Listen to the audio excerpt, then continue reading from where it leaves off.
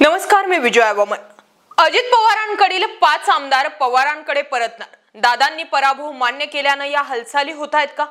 लोकसभा निवडणुकीत पराभवाचा अंदाज लागल्याने अजित पवार गटातील आमदारांना पुन्हा पवारांकडे जाण्याचे परतीचे वेध लागलेत। नेमकं घडलंय का? शिंदे गटामध्ये गेलेला एकही आमदार किंवा खासदार ठाकरेंकडे परतला नसला तरीही अजित पवारांच्या बाबतीत तसं घडलं नाहीये। लोकसभा निवडणुकीच्या तोंडाला शरद पवारांकडे आलेला पहिला आमदार म्हणजे निलेश लंके, दुसरा चेहरा धैर्यशील मोहिते पाटील। परंतु निलेश लंके परतले तेव्हा त्यांना त्यांच्या आमदारकीचा राजीनामा द्यावा लागला होता। हीच प्रोसेस आता इतर आमदारांना पवार गटात येण्यासाठी फॉलो करावी लागणार आहे आणि त्यासाठीच पवारांनी हे प्रवेश लोकसभेआधी थांबवले असल्याची चर्चा आहे।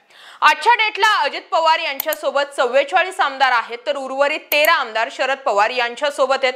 मधल्या काळात रोहित पवार यांनी दावा केल्याप्रमाणे 22 आमदार शरद पवारांकडे परतीचे दोर लावतात। हा आकडा रोहित पवारांनी सांगितला, मात्र नावे सांगितली नव्हती। परंतु आता लोकसभा निवडणुकीतून हे चित्र जे आहे ते स्पष्ट झालंय। पवारांच्या नावेत उडी मारणारे संभाव्य आमदार नेमकी कोणती आहेत? 1. आशुतोष काळे, कोपरगाव।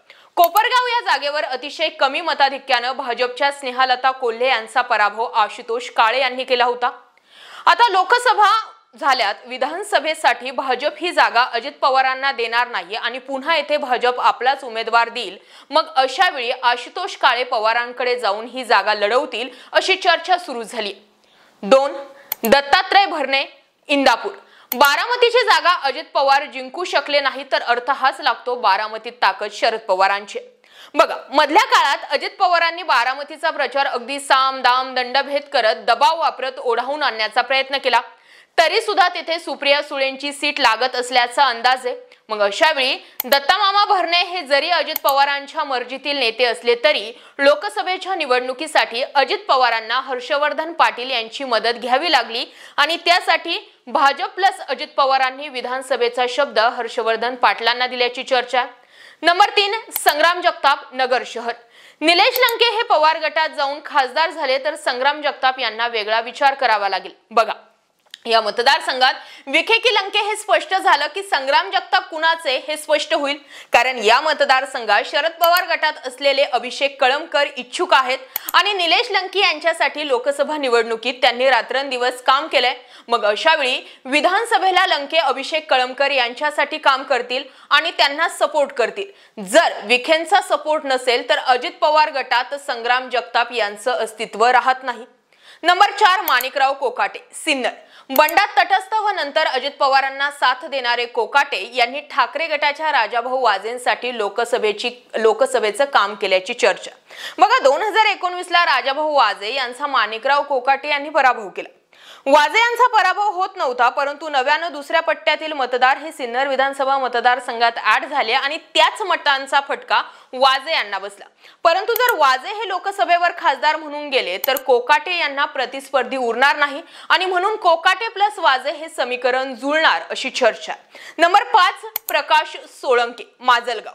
मनोज जरांगे यांच्यापासून संरक्षण हवं असेल आणि आमदारकी सुद्धा पाहिजे असेल तर पवारांच्या शरणमध्ये जावं लागणार आहे। काय घडलं होतं? मराठा आरक्षणादरम्यान अजित पवार गटाचे आमदार असणारे प्रकाश सोळंके यांच्या घरावर हल्ला झाला होता, हे आपण पाहिलं। जाळपोळ झालती। नरेटिव्ह असं सेट करण्यात आलं की प्रकाश सोळंके मराठा आरक्षण विरोधी आहेत। उभं राज्य या जाळपोळीला जरांगे आणि मराठ्यांना जबाबदार धरत असताना सोळंके यांनी मात्र याला विरोधी उमेदवारच जबाबदार असल्याचं म्हटलं आणि हा विषय सोडून दिला। आता हे लक्षात घेता पुढच्या विधानसभेला मराठा विरोधात जाण्यापेक्षा किंवा ते मतदार विरोधात जाण्यापेक्षा पवारांकडे शरण जाण्याचा मार्ग प्रकाश सोळंके स्वीकारतील अशी चर्चा। आता या व्यतिरिक्त शरद पवार गटात उरलेले आमदार हे कट्टर अजित पवार आणि भाजप विरोधी आहेत। आता ते कोणते तेही पाहूया। 1. राजेश टोपे, घनसांगवी। 2. जयंत पाटील, इस्लामपूर। 3. जितेंद्र आव्हाड, मुंब्रा। 4. अनिल देशमुख, काटोल। 5. रोहित पवार, कर्जत जामखेड। 6. चेतन तुपे, हडपसर। 7. सुमन पाटील, कवठे महाकाळ। 8. बाळासाहेब पाटील, कराड। संदीप क्षीरसागर, बीड। 10. सुनील भुसार हे विक्रमगड। 11 मानसिंग नाईक शिराळा, 12 अशोक पवार शिरूर आणि 13 प्राजक्त तनपुरे राहुरी असे उर्वरित हे 13 आमदार आहेत जे अजूनही शरद पवार गटामध्येच आहे। आता जी 5 नावं सांगितले हे संभाव्य आमदार आहेत की जे भविष्यामध्ये शरद पवार गटामध्ये जाऊ शकतात। जसं मी सुरुवातीला सांगितलं, अजित पवार गटातून शरद पवार गटामध्ये जाण्यासाठी आमदारांची लाईन लागली हे 100% खरं आहे। परंतु आता अजित पवार गटातून जर तुम्हाला शरद पवार गटामध्ये जायचं असेल तर त्याला एक प्रोसेस फॉलो करायची, ती म्हणजे तुम्हाला तुमच्या आमदारकीचा राजीनामा द्यावा लागणार आहे। आणि विधानसभा निवडणुकांसाठी अजूनही काही महिने शिल्लक असताना आत्ताच आपली आमदारकी कशाला सोडायची? विधानसभा निवडणुकांच्या तोंडावरती आपण शरद पवार गटामध्ये जाऊ अशा चर्चा ज्या आहेत त्या अजित पवार गटात असलेल्या आमदारांमध्ये।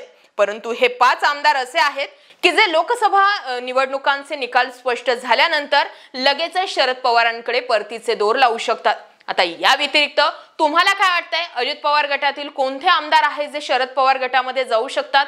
कमेंट जरूर करा। आणि या आमदारांना शरद पवारांनी पुन्हा पक्षात घेतलं पाहिजे की नाही याबाबतही जरूर व्यक्त व्हा। अशाच माहितीपूर्ण व्हिडिओसाठी आपल्या चॅनल आवर्जून सबस्क्राइब करा। जय महाराष्ट्र पब्लिक।